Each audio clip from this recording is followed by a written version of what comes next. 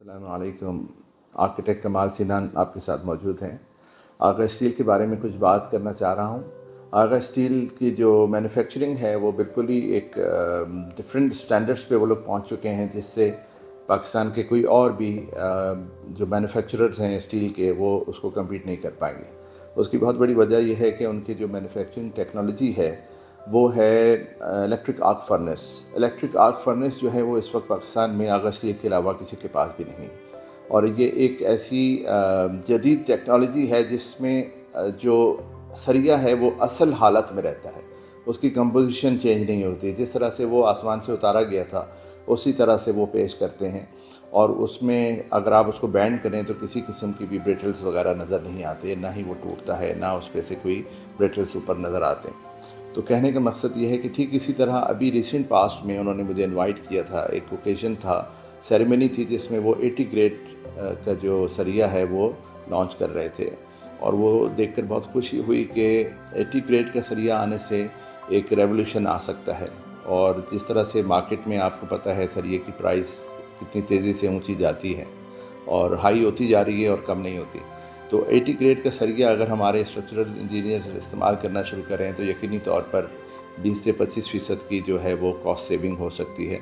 इसलिए कि जहाँ पर 60 ग्रेड के 12 सरिये लग रहे हों, 80 ग्रेड के 8 लगते हैं।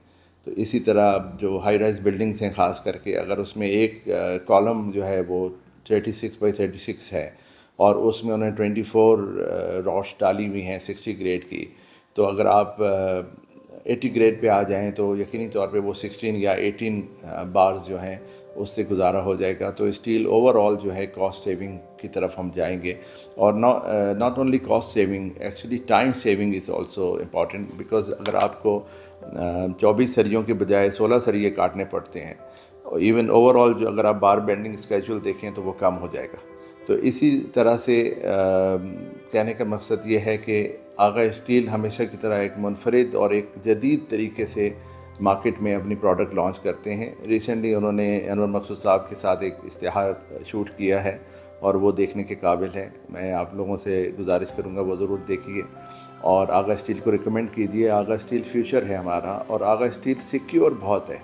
पाकिस्तान के जितने भी ये डिफरेंट फर्नेसेस हैं, ख़ास तौर पे जो हमारे पास इलेक्ट्रिक आर्क फर्नेस तो एक अकेला आगा स्टील के पास है, लेकिन जो इंडक्शन फर्नेस है और एक और फर्नेस होता है, वो क्या नाम है मुझे याद नहीं आ रहा इस वक्त, लेकिन इंडक्शन फर्नेस जो है वो मार्केट में इस वक्त ऑब्सोलीट हो चुका है। इवन चाइना ने तो उस पर बैन लगाया है। 1-1.5 साल पहले से न्यूज़ चल रही हैं, आप गूगल कर सकते हैं, जिसमें वो बता रहे हैं कि भाई इंडक्शन फर्नेस जो है वो किस तरह से ख़तरनाक है और उसको बंद हो जाना चाहिए और उसको ख़त्म हो जाना चाहिए। पाकिस्तान में इस वक्त इंडक्शन फर्नेस पे बेतहाशा लोग स्टील बना रहे हैं जो कि ठीक नहीं है, उसको बैन हो जाना चाहिए। लेकिन चूँकि हमारे पास इलेक्ट्रिक आर्क फर्नेस चलाने के लिए इलेक्ट्रिसिटी का बहुत बड़ा फुकदान है, उसकी वजह से हम इलेक्ट्रिक आर्क फर्नेस इतनी कसरत से नहीं लगा सकते।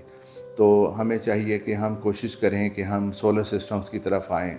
जो स्टील मैन्युफैक्चरर्स हैं उनके पास बजट्स इस तरह के होते हैं कि वो सोलर सिस्टम अडॉप्ट करें और उसके तहत इलेक्ट्रिक आर्क फर्नेस लगाएं और अच्छे से अच्छा सरिया बनाएं और मज़बूत बनाएं पाकिस्तान को।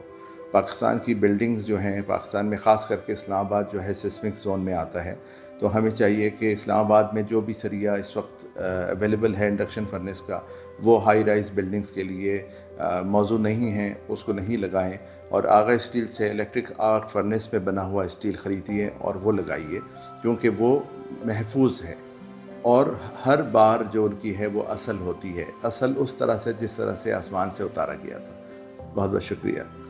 आर्किटेक्ट कमाल सिनान को इजाज़त दीजिए। अस्सलामु अलैकुम व रहमतुल्लाहि व बरकातहू।